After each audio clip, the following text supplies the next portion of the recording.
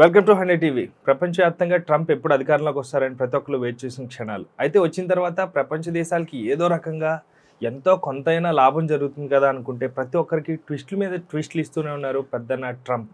అయితే ఇప్పుడు రీసెంట్గా ట్రంప్కే కొంతమంది ట్విస్ట్ ఇస్తున్నట్టుగా తెలుస్తుంది. అయితే దానికి సంబంధించిన సమాచారం కోసం మనతో మాట్లాడడానికి senior political journalist Jagdev sir ఉన్నారు. సార్తో మాట్లాడదాం. నమస్తే అండి. నమస్తే. సో పెద్దన్న అందరికీ మంచి చేస్తాడని అనుకుని అందరికీ ట్విస్టుల మీద ట్విస్టులు వస్తూనే ఉన్నారు, ఇంకా వస్తున్నాడు, వచ్చినప్పుడల్లా ఇస్తూనే ఉన్నాడు. అయితే ఇప్పుడు ఆయనకి మళ్ళీ ట్విస్ట్ ఇచ్చినట్టుగా తెలుస్తుంది. అసలు ఏంటి సార్ మ్యాటర్ ఏంటి? అసలు ప్రపంచ పెద్దన్న అమెరికా అంటారు. అమెరికా ప్రెసిడెంట్ అంటే అదేలేండి, డబ్బు ఫస్ట్, తర్వాత అభివృద్ధి చెందిన దేశం. ఎందుకు చెందదండి? లేదు అంటే దేశం అభివృద్ధి చెందలేదండి. ప్రపంచ దేశాలన్నిటిలోకెల్లా ప్రధానికి కూడా టాప్ అని ఉంటాయి. ఈ టాప్ అన్ని తీసుకెళ్ళి అక్కడ కొనుక్కొని అక్కడ పెట్టుకుంటే అది టాప్ అయింది. వాట్ ఎవర్, అదే స్ట్రాటజీ అనుకోవచ్చు. స్ట్రాటజీ అయినా ఏదైనా కానీ డబ్బున్నోడిదే రాజ్యం అంటారు మనలు. మన దగ్గర అయినా సరే వాడి దగ్గర డబ్బు ఉంది, వనరులు ఉన్నాయి. వాడు ఎంత మేధావి అంటే వాడి దగ్గర ఎక్కడెక్కడ ఆయిల్ బేస్ ఉన్నాయో అవి పాయింట్అవుట్ చేసి మార్క్ చేసి పెట్టుకున్నాడు, కానీ తవ్వి తీయట్లేదు వాడు. అమెరికా మొత్తం మీద బల్క్ డ్రగ్ యూనిటీ లేదు తెలుసా? ఫార్మాది బల్క్ డ్రగ్ యూనిట్ అంటే అదే పొల్యూషన్ వచ్చేవి ఏవి కూడా లేవు వాడి దగ్గర. ఓన్లీ ఫార్ములేషన్ యూనిట్లే ఉన్నాయంట ఇప్పటికీ.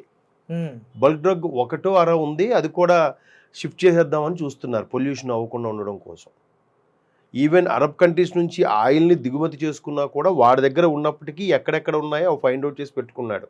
ఎప్పుడైనా ప్రపంచ దేశాల్లో కరువు వచ్చినప్పుడు ఆ ఆయిల్ అరబ్ కంట్రీస్ దగ్గర ఇబ్బంది అయినప్పుడు వాడు తవ్వి తీసుకుంటాడంట. అక్కడ ఆ సీట్లోకి ఎవడొచ్చినా వాడు అలాగే బిహేవ్ చేస్తాడు.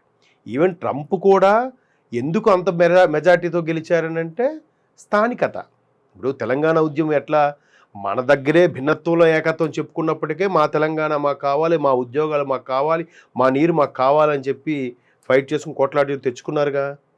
సో ఒక దేశంలోనే అంతర్భాగమైన దీనికి ఇలా ఫీలింగ్ ఉన్నప్పుడు యావత్ ప్రపంచానికి వచ్చేసరికి ఆ దేశం అని కలిసి మాకే చెందాలి, మాకే అత్యధికంగా ఇది ఉండాలనే ఫీలింగ్లో ఉన్నారు. ఇకపోతే ఇవాళ ఈ అప్డేట్ మళ్ళీ ఇది ఇప్పటి నుంచి నడుస్తుంది.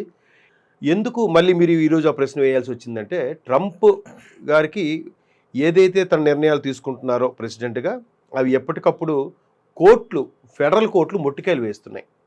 ఇప్పుడు ఫస్ట్ ఏమన్నారు, స్థానికత చెల్లదు అన్నాడు ఆయన. స్థానికత ఎలా చెల్లదు అని అన్నాడంటే, ఫిబ్రవరి 28 లోపు పుట్టేవాళ్ళే ఇకపై ఫిబ్రవరి 28 తర్వాత పుట్టేవాళ్ళు ప్రవాస భారతీయులను కదా, ప్రవాసంగా వచ్చిన ఏ దేశం వాడైనా, ఆ దేశం ఏ పరదేశస్తుడైనా సరే ఇంకా అమెరికన్ సిటిజన్ కాడు అని. అది ఎట్లా అవుతుంది? అంతర్జాతీయ ప్రమాణాల ప్రకారము ఫ్లైట్లో వెళ్తున్నప్పుడు మీకు అర్థమవుతుందా? ఏ దేశానికి చెందిన ఫ్లైట్ ఆ ఫ్లైట్లో వెళ్తున్నప్పుడు, ఫర్ ఎగ్జాంపుల్ ఢిల్లీ నుంచి అమెరికా వెళ్తుంటే ఆ ఫ్లైట్లో మధ్యలో ఉన్న ఫ్లైట్లోనే డెలివరీ అయింది అనుకోండి, అప్పుడు ఆ బిడ్డకి ఆ అంతర్జాతీయ ఏవియేషన్ ప్రమాణాల ప్రకారం ఇటు భారతీయ సిటిజన్షిప్ వర్తిస్తుంది, అటు అమెరికా సిటిజన్షిప్ కూడా వర్తిస్తుందంట. అట్లాంటి కొన్ని రూల్స్ ఉన్నాయి. అలాగే ఎయిర్లో ఉన్నప్పుడే దానికి వర్తించినప్పుడు ఖచ్చితంగా అమెరికా గడ్డ మీద పుట్టిన వాళ్ళకి సిటిజన్షిప్ కాదు అంటే ఎలా? కాంగ్రెస్ ఏదైతే అమెరికన్ కాంగ్రెస్ మొదటి నుంచి వాళ్ళ రాజ్యాంగం ఏదైతే ఉందో వాళ్ళు అమలు చేశారో అది ఇప్పుడు మీరు కాదనడానికి మీరెవరు అనేది కోర్టు కొట్టేసింది. అదొకటి అంటే మొట్టికాయ పెట్టింది.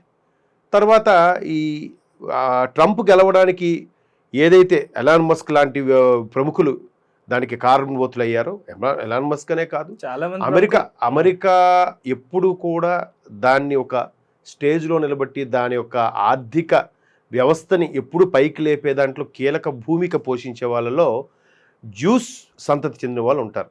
ఈ ఎలాన్ మస్క్ కూడా ఆ జ్యూస్ సంతతి చెందిన వాళ్ళే. ఇజ్రాయిల్ నుంచి ఏదైతే వలస వచ్చారో వాళ్ళందరూ. సో ఎలాన్ మస్క్ ట్రంప్కు బాగా సపోర్ట్ ఇచ్చారో, అందువల్ల ఎలాన్ మస్క్ ఇచ్చే కొన్ని నిర్ణయాలని, ఎలాన్ మస్క్ ఇచ్చే సలహాలని ట్రంప్ ఫాలో అవుతున్నారని కూడా ఒక వాదం ఉంది. సో ఈ మధ్యకాలంలో ఇంకో టాపిక్ ఏంటంటే, అమెరికా ఉండే ప్రభుత్వ ఉద్యోగుల్లో అవసరానికి మించి ఉద్యోగులు ఉన్నారు అని ఒక కాన్సెప్ట్ తీసుకొచ్చి అక్కడ కూడా ప్రవాస విదేశీయులు ఏదైతే విదేశాల నుంచి వచ్చిన ప్రవాసులు ఉన్నారో వాళ్ళందరినీ ముందు టార్గెట్ పెట్టి, ఎంత అవసరం లేదు ఇక్కడ 10 మందే చాలంటే 20 మంది ఉన్నారని వాళ్ళందరినీ తీసేసే క్రమంలో ఒక్కొక్కటి చెక్ పెడుతున్నారు. ఇప్పుడు అలా అనుకుంటే రీసెంట్గా మనకి సిబిఐ ఎలాగో వాళ్ళకి ఎఫ్బిఐ అని ఉంటుంది, ఫెడరల్ బ్యూరో ఆఫ్ ఇన్వెస్టిగేషన్. దానికి ఒక ఎఫ్బిఐ చీఫ్ కూడా ఒక భారత సంతతి చెందినవాడు అయ్యాడు. మనం రీసెంట్గా న్యూస్లో కూడా చూసాం. సో మన వాళ్ళనే కాదు, చాలామంది టాలెంట్ ఉన్న విదేశీయులు కూడా అక్కడ జెండా పాతిన వాళ్ళు ఉన్నారు, లేకపోలేదు. అయితే ఏంటంటే ఇది స్థానికత మీద ఆయన నెగ్గుకొచ్చాడు కాబట్టి ఏదైతే ఎన్నికల క్యాన్వాసింగ్లో ప్రమాణం చేశాడో, ప్రామిస్ చేశాడో, మాట ఇచ్చాడో వాటిని నిలబెట్టుకోవడానికి ఆయన విశ్వ ప్రయత్నాలు చేస్తున్నాడు. సో ఇట్లా వాళ్ళకి సంబంధించినవి తరిమి కొట్టడానికి, లేదంటే ఉద్యోగస్తుల సంఖ్య తగ్గించడానికి ఒక్కొక్కటిగా వేస్తుంటే దానికి మళ్ళీ ఇంకో ఫెడరల్ కోర్టు ముట్టిగా పెట్టింది. అసలు పర్సనల్ మేనేజ్మెంట్ అంటారు, హెచ్ఆర్, హ్యూమన్ రిలేషన్స్. దీనికి సంబంధించి ప్రభుత్వ ఉద్యోగాల్ని మీరు రిక్రూట్ చేయడానికి కానీ, అంటే డైరెక్ట్గా మీరు రిక్రూట్ చేయడానికి కానీ, డైరెక్ట్గా మీరు తొలగించడానికి మీకు రైట్స్ లేవు. దానికి ఒక ప్రాసెస్, ఇంటర్వ్యూ, టెస్టో ఏదో పెట్టి దాని ప్రకారం రిక్రూట్మెంట్ జరగాలి. తీసేయాలన్నా కూడా దానికి చాలా గవర్నమెంట్ ఉద్యోగిని, ప్రభుత్వ ఉద్యోగం తీయడానికి వీలు లేదు. ఆ అధికారాలు పర్సనల్ మేనేజ్మెంట్కి లేవు, ఆ శాఖకు లేవు. మీరు ఆ శాఖ ద్వారా మీరు ఎలాగా వీళ్ళని విధుల నుంచి తొలగించాలని చూస్తారు. ఇది కూడా కాంగ్రెస్ ఏదైతే అప్పుడు ప్రభుత్వం అన్ని నిర్ణయాలు తీసుకుందో దానికి వ్యతిరేకంగా, విరుద్ధంగా ఉన్నాయనే దాని మీద మరొకసారి కోర్టు ముట్టుగా పెట్టింది. ప్రతిదీ కూడా ఏదైతే దాన్ని ఏమంటే వీసా ఇష్యూల విషయంలో కానీ, లేదా అక్కడ పుట్టిన వాళ్ళు 28 తర్వాత పుట్టినా కూడా, రేపు మార్చి 1 నుంచి పుట్టిన వాళ్ళు ఎవరు కూడా దానికి అమెరికన్ సిటిజన్ కాదు అనడం, ఇట్లాంటివన్నీ కూడా స్థానికంగా మన వాళ్ళనే కాదు, ప్రపంచవ్యాప్తంగా చాలా దేశాల వాళ్ళు పాతుకుపోయారు. కాకపోతే మన వాళ్ళు కొంచెం పర్సంటేజ్ ఎక్కువ. ఆల్రెడీ ఆథరైజ్డ్గా ఉన్న వాళ్ళలో మన వాళ్ళు భారతీయులు పర్టికులర్గా ఒక 5 లక్షల మంది ఉన్నారని అంటున్నారు. ఏంటి, ఓన్లీ సిటిజన్షిప్ పొందిన వాళ్ళు.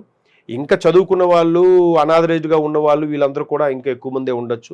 కొంతమంది ఏమంటున్నారంటే 60 లక్షలు కాదు, అమెరికన్ జనాభా 33 కోట్ల 35 కోట్ల జనాభాలో ఈజీగా 60-70 లక్షల మంది భారతీయులు ఉంటారు, ఒక తెలుగు వాళ్ళే 5 లక్షల మంది ఉంటారు అనేది కూడా ఒక వాదం ఉంది. మేబీ ఏదైనా మన వాళ్ళు ఏంటంటే ఒకసారి వెళ్ళారంటే అదేదో సినిమాలో డైలాగ్ లాగా, అల్లుడు సీజన్లో అంటాడు వస్తాడు పోతాడు, మనవుడు చెట్లు అంటాడు వచ్చాడంటే పాతుకుపోతాడని మన వాళ్ళు వెళ్ళి పాతుకుపోతూ ఉంటారు. సో నాకు తెలిసిన మిత్రులు కూడా చాలామంది ఉన్నారు, ముందు ఉద్యోగం కోసం వెళ్ళి తర్వాత భార్యని పిల్లల్ని తీసుకొని వెళ్ళిపోయి అక్కడే వెళ్ళాలి అవి కొనుక్కొని సెటిల్ అయిపోయిన కూడా చాలామంది ఉన్నారు. సో అట్లా కొంతమంది స్థానికేతరులు వీడు ఎక్కడి నుంచి వచ్చి మనకి బిల్డప్ ఇస్తున్నాడు రా అని ఫీలింగ్ ఉంటుంది కదా. వాళ్ళ వెర్షన్లో అది తప్పని అనట్లే. ఇక్కడ తెలంగాణలో కూడా, తెలంగాణ ఉద్యమం పీక్లో ఉన్నప్పుడు అప్పట్లో చాలా ఏరియాలో గొడవలు కూడా అయ్యాయి. తెలంగాణ ఆంధ్రలో మేము తెలంగాణలో అన్నట్టు కూడా నువ్వు ఎక్కడి నుంచి వచ్చి ఎక్కడ బిల్డప్ ఇవ్వడం ఏంట్రా అనే విషయంలో కూడా చాలా ఇష్యూస్ జరిగాయి. సో అలాంటప్పుడు ఒక దేశం వెళ్ళిన తర్వాత ఇష్యూలు జరగవు. పైగా అమెరికా వాడు ఎప్పుడు కూడా నేనే గొప్ప, నేనే పెద్ద, నేనే ప్రపంచ దేశాల్లో పెద్దనగా ఉండాలనే ఫీలింగ్లోనే ఉంటాడు, ఎప్పుడు అలాగే బతికేస్తూ ఉంటాడు. సో వాడికన్నా ఎవడైనా దాటిపోతున్నాడంటే ఖచ్చితంగా అది చిచ్చు పెడతాడు ఏదో ఒకటి. దానికి చాలా ఎగ్జాంపుల్స్ కూడా ఉన్నాయి మనకి, గడాఫీ కానీ, ఇరాక్ సద్దాం హుస్సేన్ కానీ, ఇవన్నీ కూడా. కాబట్టి అమెరికా పెద్దన్న తీసుకున్న క్యాన్వాసింగ్లో ఏదైతే మాట ఇచ్చి నిలబడ్డాడో, గెలిచాడో దాన్ని నిలబెట్టుకోవడానికి ప్రయత్నం చేస్తున్నాడు. బట్ అక్కడ కోర్టులు మాత్రం దాన్ని తిరస్కరిస్తున్నాయి, మొట్టికాయలు పెడుతున్నాయి.